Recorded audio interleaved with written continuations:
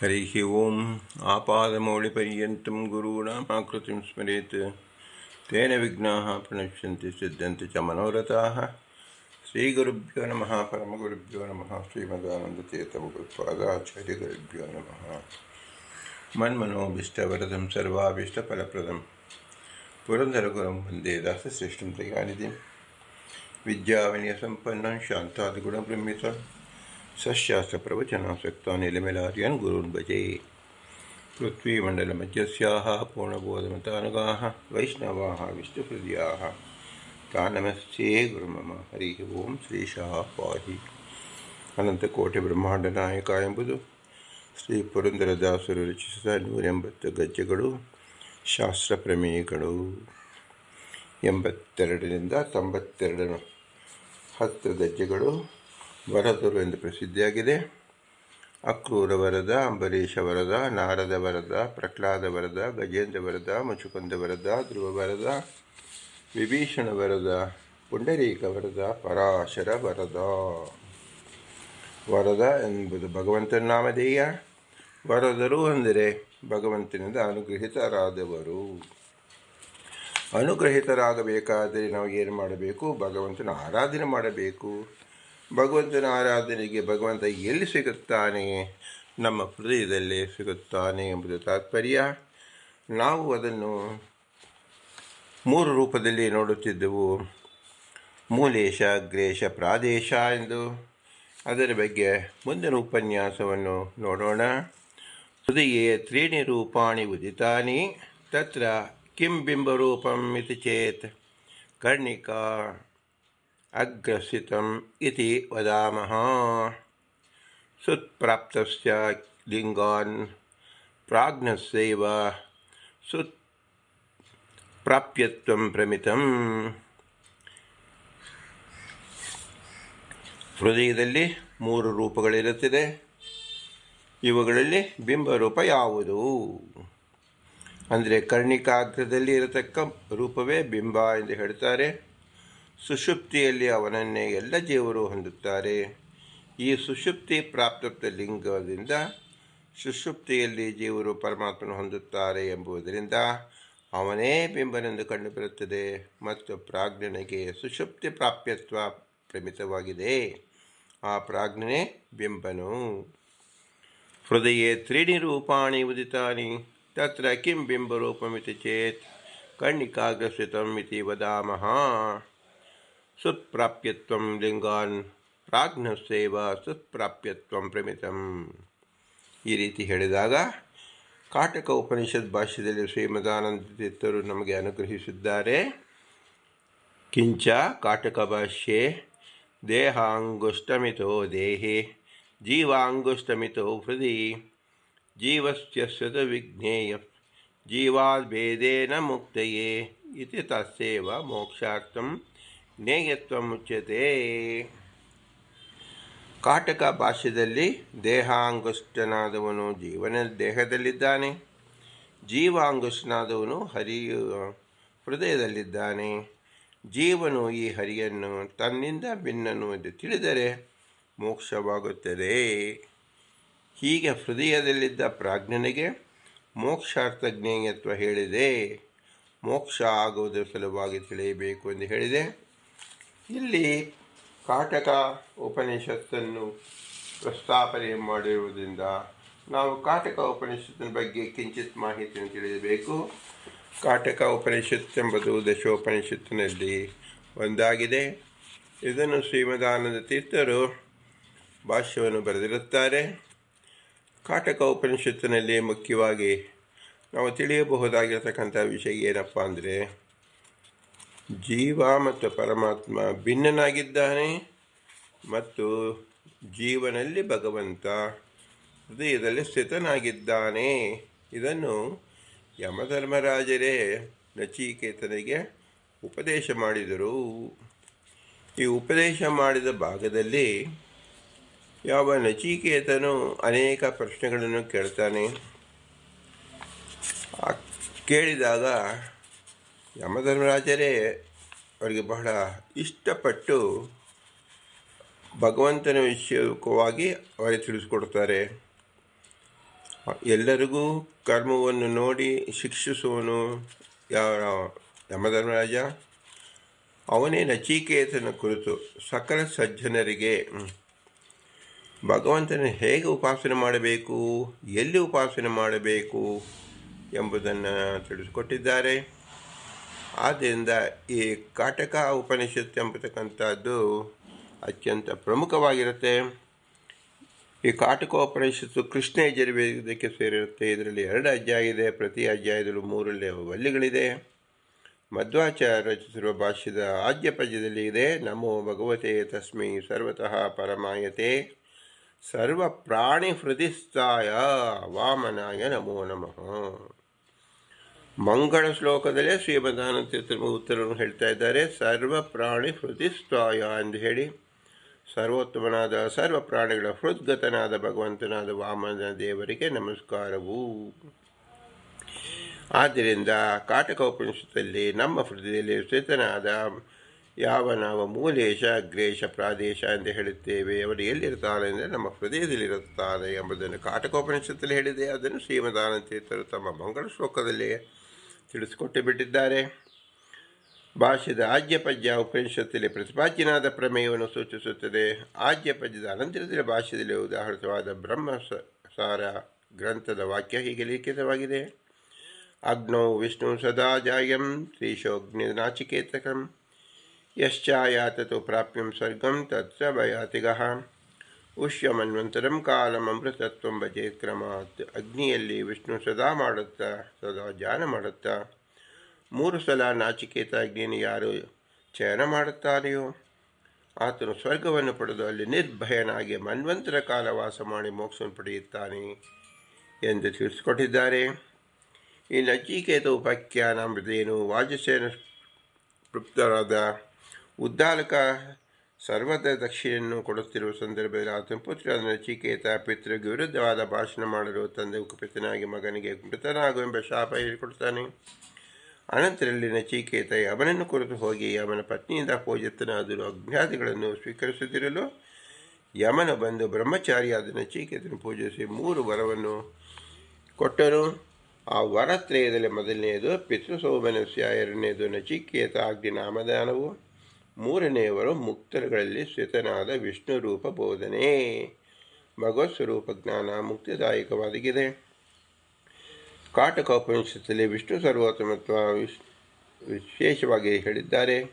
ವಿಷ್ಣುವಿನಲ್ಲಿ ಸ್ವಗತ ಭೇದ, ವಿವರ್ಜಿತತ್ವ, ಜೀವೇಶ್ವರ ಭೇದ ಇವುಗಳು ಸಪ್ರಮಾಣಕವಾಗಿ ಸಂಯುಕ್ತವಾಗಿಯೂ ಸಮರ್ಥಿತವಾಗಿದೆ. ಭಾಷ್ಯ ಸ್ವರೂಪವನ್ನು ತಿಳಿಸುವ ಭಾಗ ಬಹಳ ಸಾರಭೂತವಾಗಿದೆ. ನಮೋ ಭಗವತೆ ತಸ್ಮೈ ವಿಷ್ಣುವೇ ಪ್ರಭವಿಷ್ಣುವೇ ಯಸ್ಯಾಪ್ತ ಆಪ್ತೇಭ್ಯೋ ಯೋಮ ಆಪ್ತತಮೋ ಸದಾ. ನಮಗೆ ಅತ್ಯಂತ ಆಪ್ತರು, ಸದಾ ಆಪ್ತರು ಯಾರು ಅಂದರೆ ಭಗವಂತ. ಅವನು ಸದಾ ಸ್ಮರಣೆ ಮಾಡಬೇಕು. ಅವನು ನಮ್ಮ ಹೃದಯಸ್ಥನಾಗಿದ್ದಾನೆ ಎಂಬುದೇ ತಾತ್ಪರ್ಯ.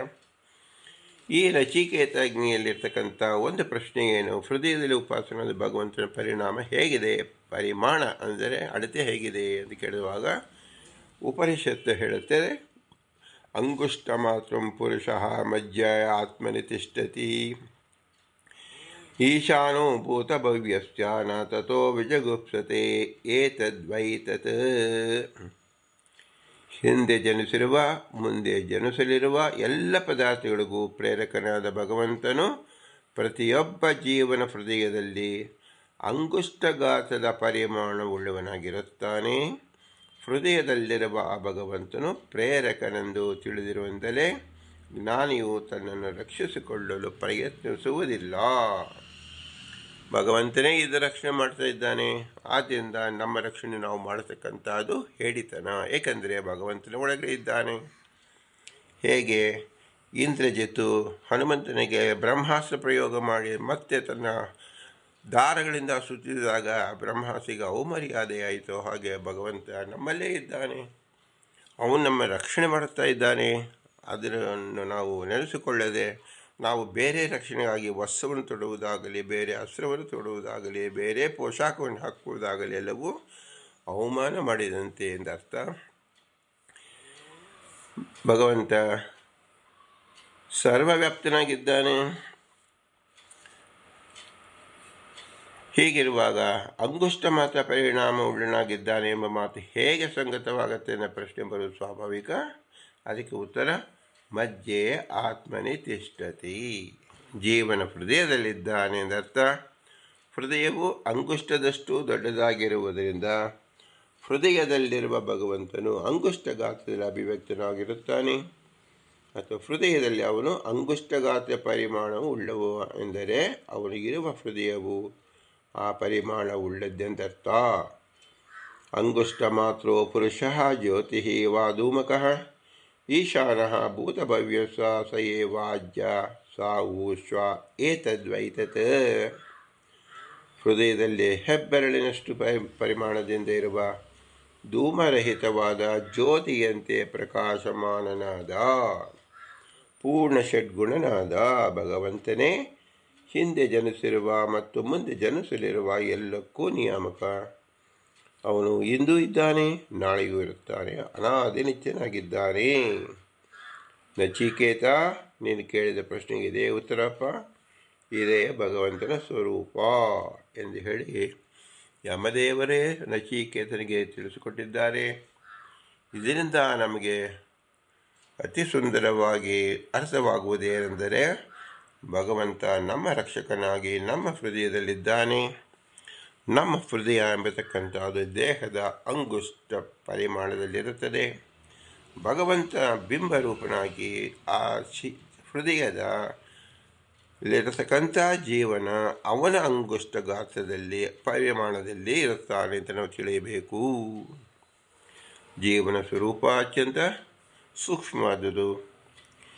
ಅವನು ಭಗವಂತ ಮತ್ತೂ ಸೂಕ್ಷ್ಮವಾದುದು ಅಂದರೆ ಅಣೋರಣೀಯಾನ್ ಮಹತೋ ಮಹಿಯಾನ್ ಎಂಬ ವೇದಿಕ ತತ್ವವನ್ನು ಸಹ ನಾವು ಇಲ್ಲಿ ಚಿಂತನೆ ಮಾಡಿದಂತೆ ಆಗುತ್ತದೆ.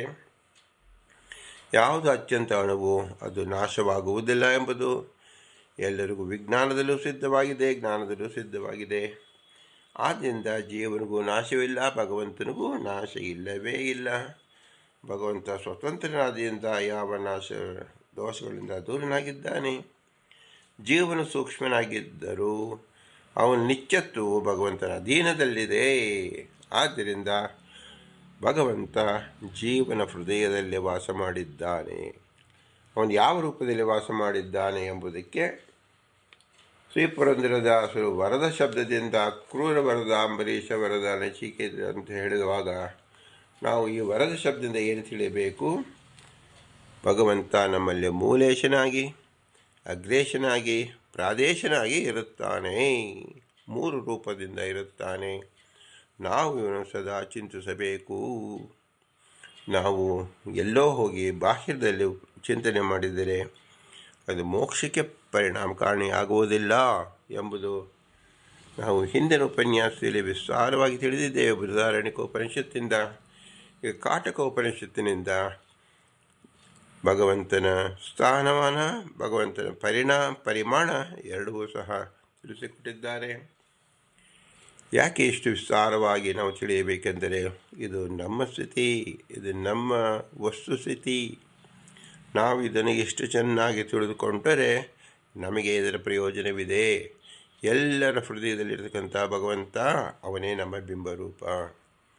ನಮ್ಮ ಬಿಂಬನನ್ನು ಪರಿಚಯ ಮಾಡಿಕೊಂಡರೆ ಇಡೀ ಬ್ರಹ್ಮಾಂಡವನ್ನೇ ಪರಿಚಯ ಮಾಡಿಕೊಂಡಾಗೆ ಅಂತೆ.